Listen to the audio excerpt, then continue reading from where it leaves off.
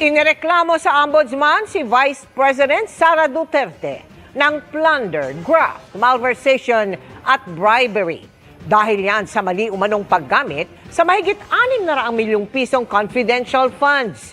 Dawit din ang 15 opisyal ng kanyang opisina at ng DepEd. Nakatutok si Salima Refran.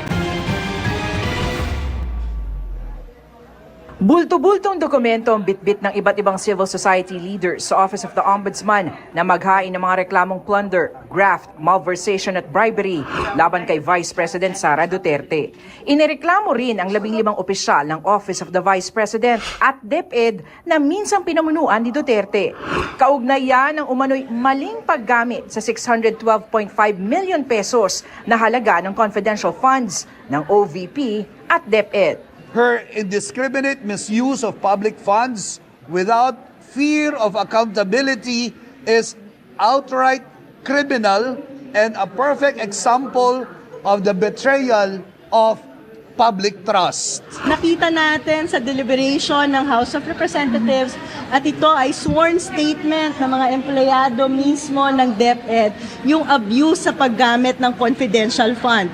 Alam niyo po, yung confidential fund, kahit sinasabing confidential, may malinaw na parameters kung paano ito ginagastos. Hindi po ito kitty fund ng mga politiko.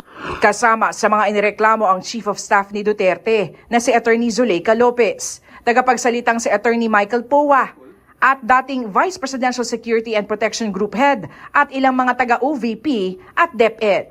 Inilakip ng grupo sa reklamo ang report ng House Committee on Good Government and Public Accountability na nag-imbestiga sa confidential funds ng BISE, kasama na ang mga acknowledgement receipts ng mga tumanggap ng confi funds gamit ang mga gawa-gawa umanong pangalan tulad ng Mary Grace Piatos.